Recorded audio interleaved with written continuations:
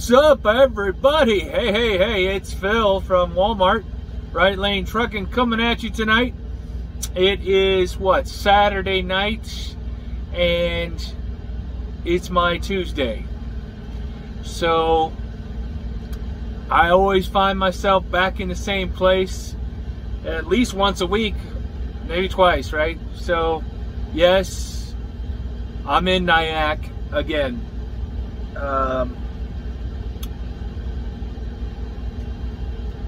I can't keep pushing the envelope and trying to get the exact 14 hours every day. It really comes down to 13 hours because we have to take 2 meals, so it's really 13 hours. So I can't keep pushing that, and so I decided to shut down. I shut down at 9:35 or so, right around there, 9:33, 9:35. Now, I said last night that I was going to start up at 7:30. That didn't happen. Wasn't because I overslept. For some reason, when I'm at home and I have the alarm on or set for something, I don't know why I set it on the weekends, but I don't want to sleep the day away, I guess. But I hit the snooze several times. When I'm out on road working, or if I have something I really need to do, that snooze maybe gets hit once, tapped once, and then I'm getting up. So I was up. Matter of fact, I was getting my coffee before 7:30, but during my walk to get my coffee, I decided to walk the yard because I had a dispatch when I woke up, which is good. I always like that. Like I said, most of the time, Walmart is really good. If you went to bed without a dispatch and you put a good ETD in there, by the time you wake up in the morning, or by the time your ETD's coming around, if not way before it, they're dispatching you with something. So I woke up and I saw a dispatch, and remember, I was in SAC, so it was a loaded trailer and it was a 3-stopper. So I was kind of excited about it. It's like, okay, I'm going to start my day with the 3-stopper and then go to McCarran and figure out what we're going to do the rest of the day. Maybe, I get those 3 stores plus another 2-stopper. I get 5 stores, or maybe 3 stoppers, and I can get them all done in one day, and that would be a good day. Well, like I said, I went to go get my morning coffee. I hadn't clocked in yet, and I decided to walk the yard looking for the trailer. I couldn't find the trailer. So I went and got my coffee, and then I went over to the office and talked to the manager inside there and asked him to GPS the trailer to find out where it's at. Is it close? Do I wait? And everything else, because I wasn't going to clock in until that trailer was there. Really what it came down to. I don't want to waste my time waiting for a trailer, and so I would have just went back in the sleeper and just kind of relaxed, whatever, drank my morning coffee, watched YouTube, something, right? And so he looked it up, and the trailer was in Roseville, at their store in Roseville. No, the driver wasn't dropping the loads. I'm sure the driver ran out of time and felt couldn't make it to Sacramento. Roseville's not far, but it's far enough, and if he was out of hours, he would have had to stop, or she would have had to stop And Roseville is a store that we can overnight at. It's a rather large supercenter. And I think, if I'm correct, there's a Sam's Club right next to it. So, you know, it's a big store for us to overnight. And he didn't know for sure when the driver's ETD or what time the driver was going to get up and make the way over to Sacramento. So he just took it off me.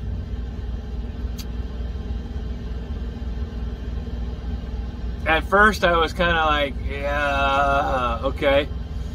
And then he says, okay, go ahead and take an empty to, get this, wait for it, Red Bluff.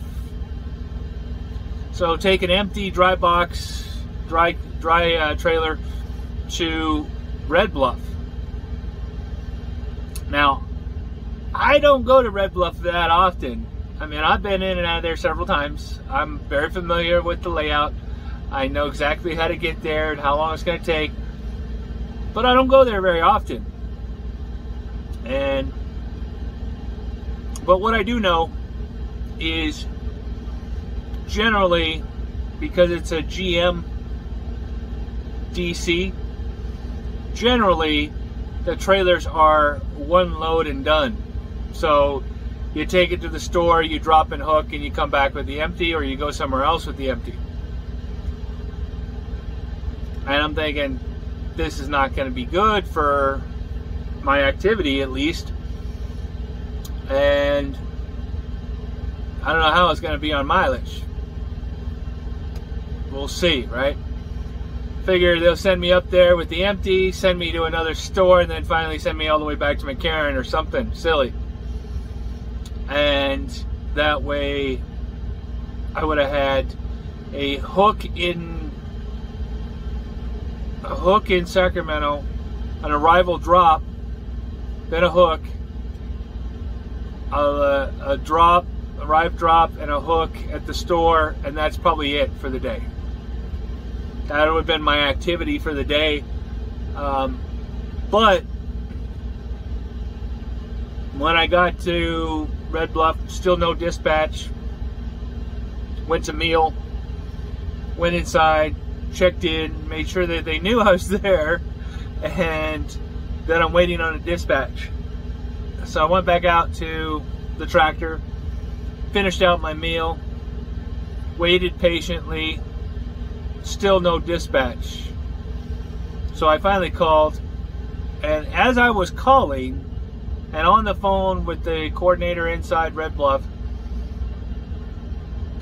the dispatch came across. So this is what I did today. From Sacramento, I hooked a trailer empty. I arrived dropped in Red Bluff. I hooked a trailer in Red Bluff and took it to a store in Yuba City. I think it was last week. I think last week I went to Yuba City. So I was already familiar with the store. Last week I took a grocery load. This week I took a GM load. So I arrived dropped at Yuba City. And I hooked to the empty that was there. I made a quick call because I was a little concerned.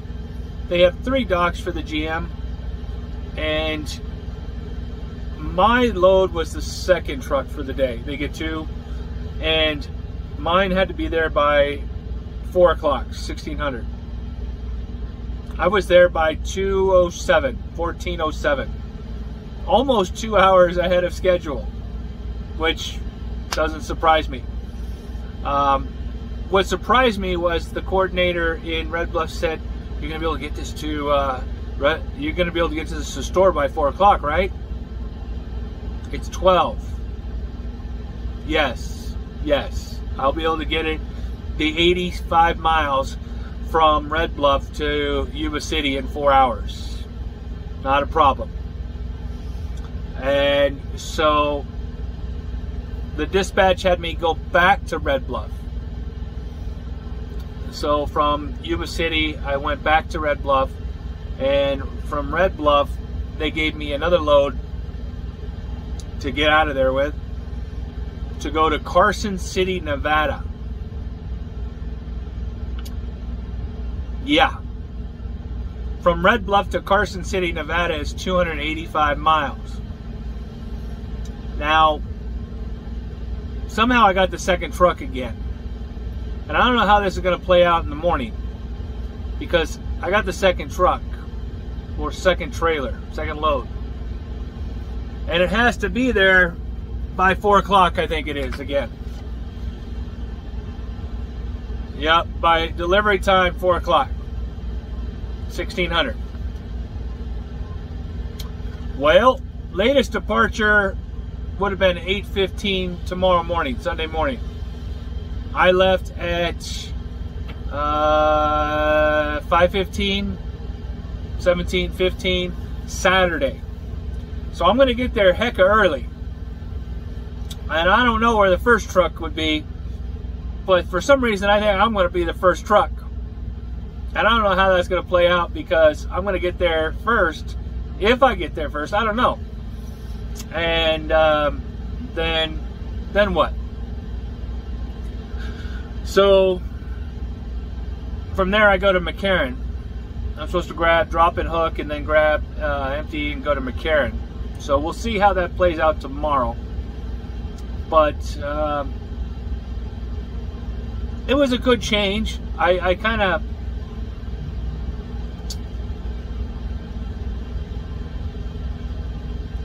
I like the flatter roads sometimes, and being on flat land, you can generally cover a little bit more ground instead of going through the hills and mountains.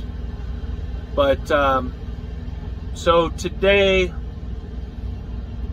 I drove 511 miles. 511 in 9.5 hours of driving time. So I took my 2 meals. I stopped once in Red Bluff, stopped again in Red Bluff, stopped at Yuba City, but that was really it. On the way here, I stopped to use the restroom once, and so 511 miles.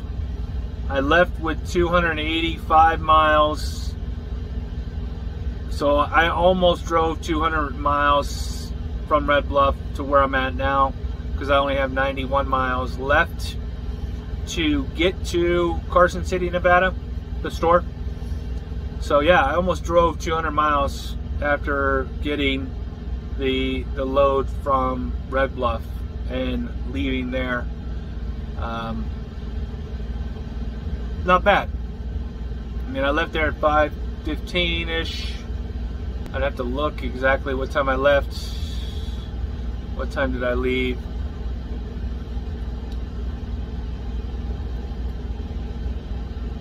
I started driving, sorry, 5:30.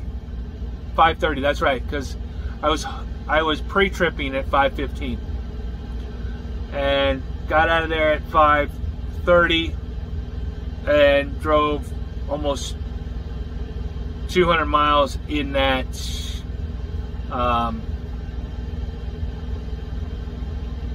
4 hours,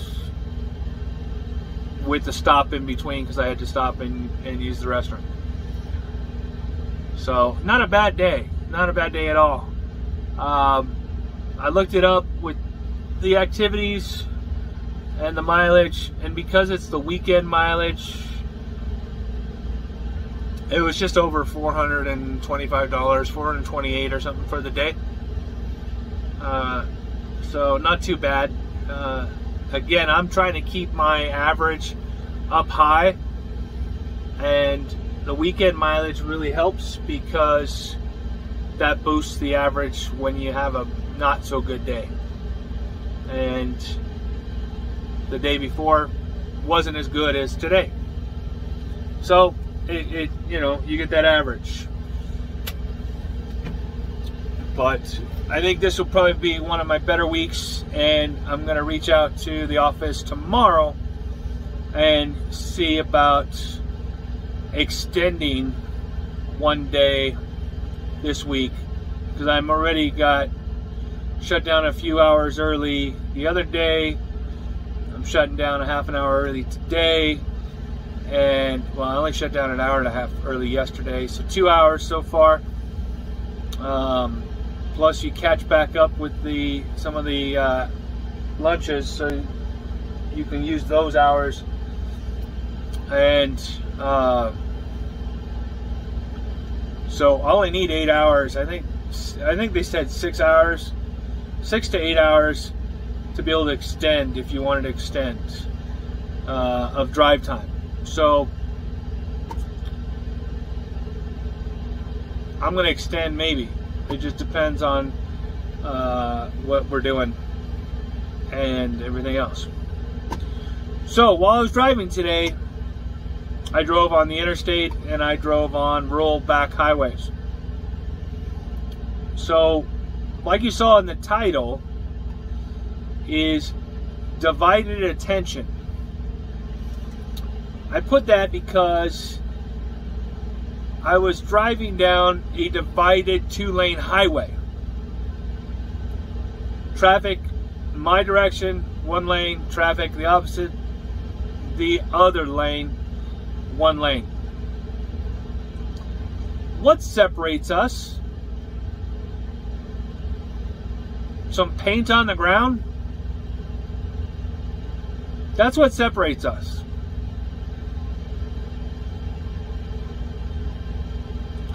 So, on a divided highway like that, your attention has to be divided, not just between what's behind you and what people might be trying to do as far as passing you on that rural back road because you're not going as fast as they want you to go, as well as the cars and vehicles in front of you. Are there any pedestrians or bicyclists or any vehicles broke down on the side of the road? Is there anybody coming out at intersections as you go by some of the rural back road streets? But then you have that traffic coming towards you.